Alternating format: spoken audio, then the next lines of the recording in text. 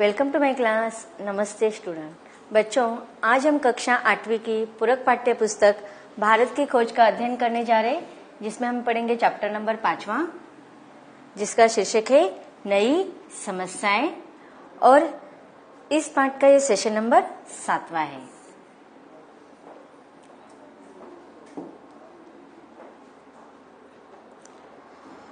इसके पहले भागों में हमने पढ़ा कि बाबर, अकबर जैसे जो मुगल शासक थे वह भारत में एक सामाजिक राजनीतिक एकता लाना चाहते थे। वह अपने कुछ अच्छे गुणों के कारण भारत के आम जनता पर छा गए थे और इसी प्रकार भारत के विकास में लगे हुए थे। उन्होंने बहुत सारी अच्छी चीजें जैसे कि वास्तुकलाएं, बड़े बड़े इमारतों को बांधकर भारत के साथ ही अपने स्थापत्य कला, मुगल स्थापत्य कला और भारत हिंदू स्थापत्य कला का मिश्रण कर दिया था। आगे लेखक कहते हैं कि यह बात ध्यान देने लायक है कि वर्गों का प्रभाव इस हद तक था कि नियमतः लोगों ने इस्लाम में धर्म परिवर्तन सामूहिक रूप से किया। अब देखिए, जैसे कि वह अपने शासनकाल में किस प्रकार से लगा हुआ था विकास करने में, लेकिन जो अन्य शासक के अन्य साम्राज्य के जो शासक थे, देशी या विदेशी छोटे बड़े जो शासन राजा थे, वह क्या कर रहे थे, दो इसमें बांट गए थे। एक लोगों का मानना था कि हमें विकास के साथ आगे बढ़ना चाहिए, विचारों में परिवर्तन लाना चाहिए, तो दूसरी तरफ लोग पिछड़े बातों से और भी पीछे जा रहे थे, जैसे कि छुआछूत के या फिर वर्ग भेद के जो बंधन थे उसमें वह अटे हुए थे। और इस प्रकार लोगों के बीच में आंदोलन होने लगा और धार्मिक समन्वय को लेकर बहुत आंदोलन छिड़ गया था। इसलिए लेखक कहते हैं कि वर्गों का जो यह प्रभाव था वह इस हद तक नियमतः लोगों में इस्लाम में धर्म परिवर्तन सामूहिक रूप से हो गए। तो बहुत सारे जो भारतीयकरण किए गए लोग थे वह क्या कर रहे थे, अपने धर्म को परिवर्तित कर रहे थे।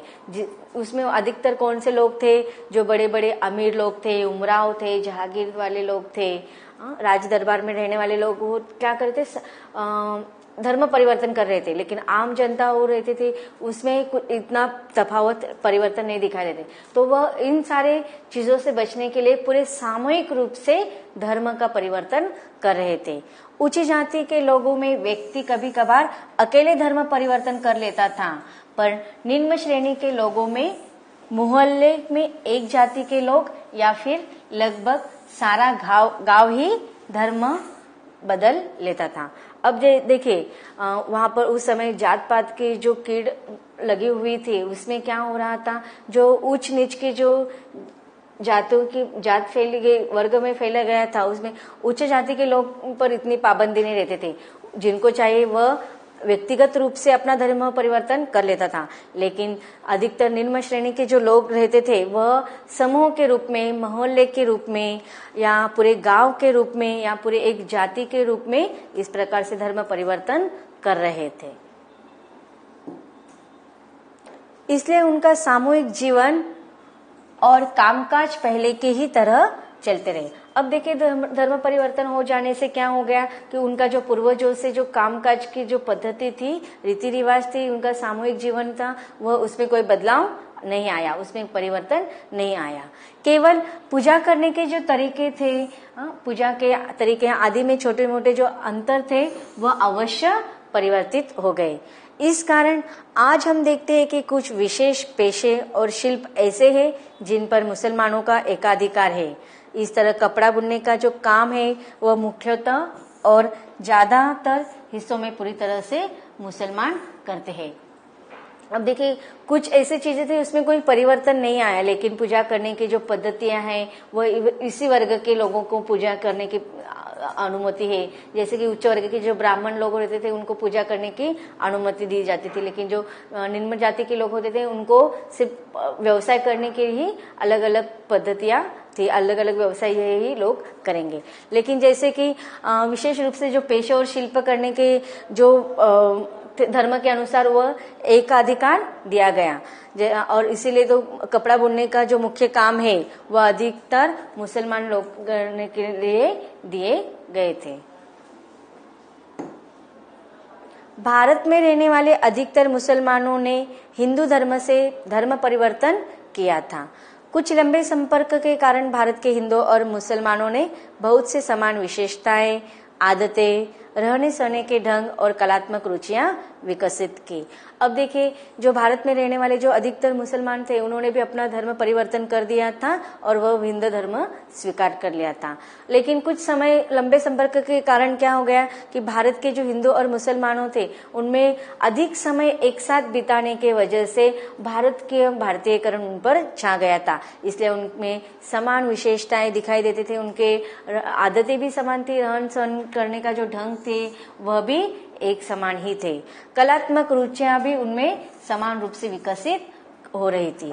वे शांतिपूर्वक एक कौम के लोगों की तरह साथ साथ रहा करते थे। तो इस प्रकार हम कह सकते कि ये जो धार्मिक परिवर्तन हुआ, इससे क्या हो गया कि इसके संपर्क से भारत के हिंदू और मुसलमानों में बहुत सारी समान विशेषताएं, आदतें, रहने सहने के जो ढंग थे तथा कलात्मक रुचियां उनमें विकसित होने लगी और इस प्रकार यह सारे समाज के वर्ग शांतिपूर्वक एक कौम के लोगों की तरह साथ साथ रहने लगे थे और यह भारत के विकास के लिए बहुत ही अच्छी बात थी। एक दूसरे के त्योहारों और जलसों में शरीक होते थे, एक ही भाषा बोलते थे तथा बहुत कुछ एक ही तरह से रहते थे और एकदम एक जैसी आर्थिक समस्याओं का सामना करते थे। कि देखो, जिस प्रकार से उनमें समन्वय हो गया था, अब शासकों ने, जैसे कि मुगल शासकों में हम अकबर, बाबर का नाम लेते या फिर बहुत सारे देशी शासक भी थे, उनमें जो एकता छा गई थी उसके वजह से यह धार्मिक परिवर्तन आ गया था और यह धार्मिक परिवर्तन की लाट के वजह से भारत की यह विशेषता परिवर्तन हो गई थी। ये जो धर्म परिवर्तन करके या बिना धर्म परिवर्तन करके भी मुसलमान और हिंदू धर्म के लोग आपस में भाईचारे के जैसे जीवन व्यतीत कर रहे थे, एक दूसरे के त्योहार, जलसों में, उत्सव में शरीक हो रहे थे, उनकी भाषा भी समान होती थी और बहुत सारे लोग तो आर्थिक समस्याओं का भी सामना मिलजुल कर करते थे। यह तमाम आपसदारी और एक साथ रहना सहना उस वर्ण व्यवस्था के बावजूद हुआ जो ऐसे मेल मिलाप में बाधक थी। अब देखिए, वर्ण व्यवस्था की जो नींव शुरुआत से ही भारत के विकास में या ह्रास होने में बाधक के रूप में आई थी। यह बाधक के रूप में वर्ण व्यवस्था उस समय होने के बावजूद में भारत की यह विशेषता में परिवर्तन हो रहा था और इस प्रकार अनेक सारे क्षेत्रों में भारत विकास की कदम आगे बढ़ा रहे थे। एकाध उदाहरणों को छोड़कर आपस में शादी ब्याह नहीं होते थे और जब ऐसा होता था तो दोनों पक्ष मिलकर एक नहीं होते थे।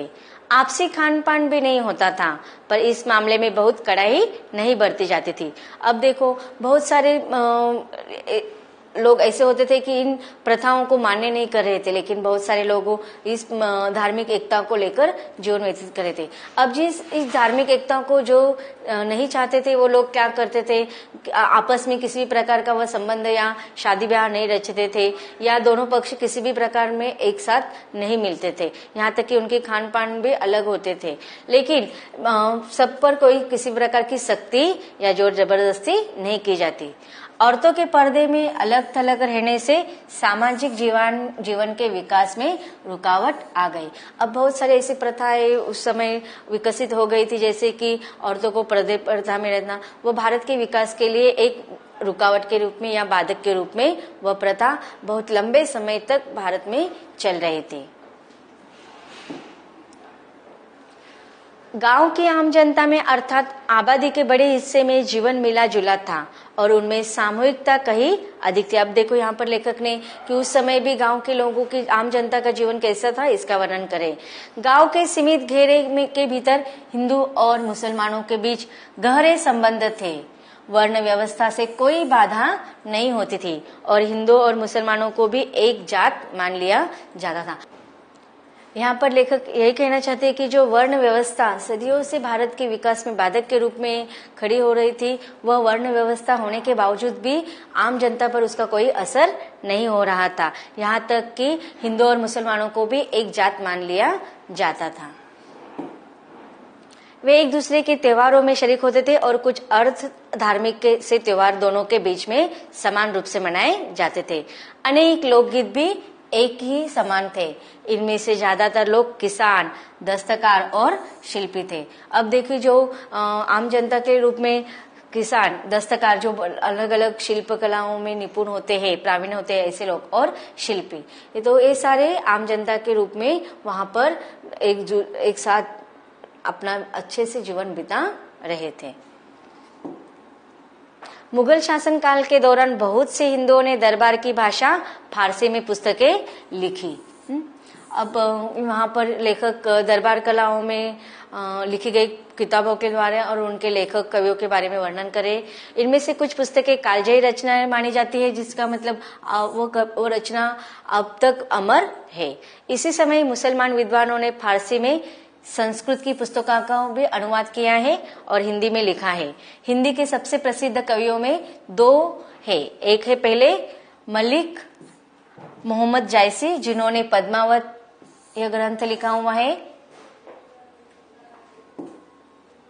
और अब्दुल रहीम खान खाना, जो अकबर दरबार के अमीरों में थे और उनके संरक्षक के पुत्र थे। खान खाना अरबी, फारसी और संस्कृत तीनों भाषा के विद्वान थे। उनके हिंदी कविता का स्तर बहुत ऊंचा माना जाता है। कुछ समय तक वे शाही सेना के सिपाही सालार रहे, फिर भी उन्होंने मेवाड़ के उन राणा प्रताप की प्रशंसा में लिखा है जो बार-बार अकबर से युद्ध करते रहे और उनके सामने कभी हथियार नहीं डाले।